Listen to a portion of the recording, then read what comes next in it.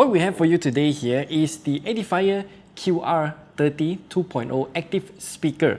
Now, this speaker here is very fancy in terms of its design, so I have already taken out all of its contents. What you're gonna get that matters is, of course, the warranty card, the speakers themselves, which I have also connected, and we also have the power jack, of course, and also a USB-A to USB-A cable. Now, the main unit is the right side of the speaker, and what you are gonna get at the back is the aforementioned USB-A connection. So, if you wanna use it in wired USB mode, then you have to use their own cable.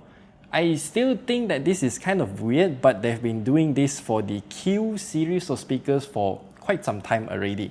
And then there's also another aux input port, but they do not provide a 3.5mm audio jack, so you have to get that yourself if you want to use the traditional way of just plugging it into an audio jack. And then, of course, this cable here is where we connect the left speaker to the right speaker to get power and audio and whatnot. Now, this speaker here, as you can see, is fairly fancy. So at the front here, we have not powered it on yet, and you can see there's a tweeter at the top and also main diaphragm at the bottom here, and then around the sides is where we can see that there's actually embedded LEDs. So this design is called the infinity mirror design, and if you look at it from the front, you can see like it's infinite depth. That's the illusion that this speaker aims to create, and that's why I say it's fancy. Combined with the RGB lighting, which we will also talk about in depth later, is where the fanciness of this speaker comes in. At the side here, we have the power button and then one volume wheel, and the most bottom wheel here is actually for the lighting controls. Now you can see once we power it on, the lights are now changing.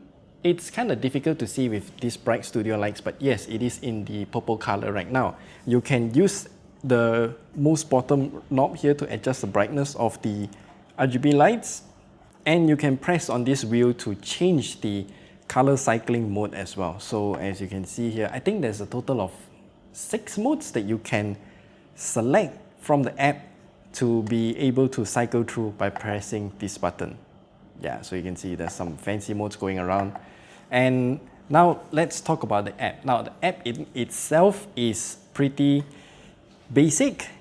You have to head into the Play Store to download the Edifier Connect X software, or Connects, I don't know how you pronounce it, but this software, this app, lets you do a few things that I think is important. So firstly, you can change your input source, either Bluetooth, USB, or you know what, the USB is just using the USB-A to USB-A cable, or the aux input, which is the 3.5mm audio jack.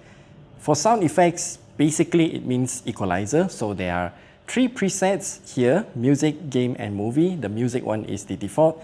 And customized is where you can change quite a lot of settings. There are 6 sliders, not the most comprehensive one, but it is a very good to have kind of feature.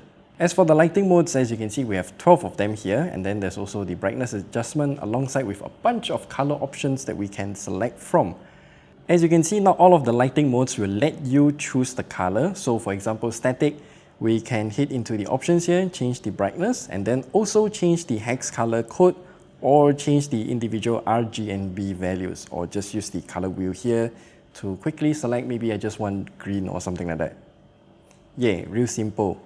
And then we can also select the volume controls here. Really nothing much. As you can see, it is paired with the Bluetooth volume controls on your phone. So if the speaker is in volume 16, then your phone is also at the maximum volume. That's how they both work together, in Bluetooth mode at least. As for the settings, there is still no firmware update yet, so it's in version 1.0.0, and there is really nothing much that you can do here. The settings control, as what I mentioned earlier, you can change this button's behavior. So as you can see here, there are 6 modes selected, but I can only select 6 of them. So I have to disable, maybe let's disable abyssal.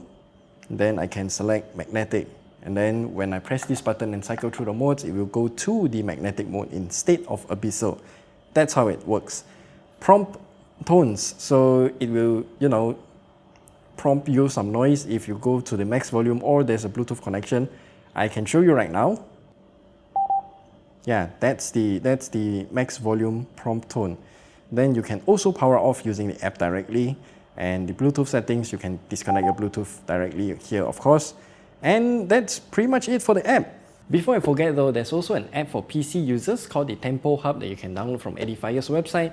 And if you're using iOS or Android devices, then download the Connect X software, or Connex. I don't know how they pronounce it, but yes, that app is for your phone. So now, the big question is, how does the speaker sound, the QR30? I'll just leave you some of the sample tests right now.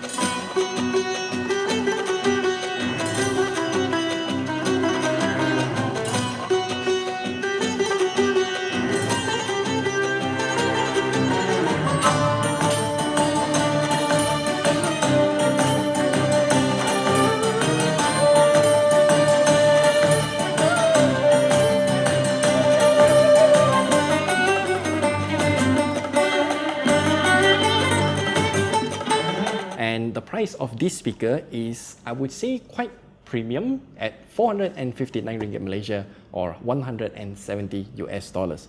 Do let me know what do you think about the Edifier QR30 down in the comment section below, and I'll see you guys in the next video. Thanks for that. I'll just drown myself in music right now.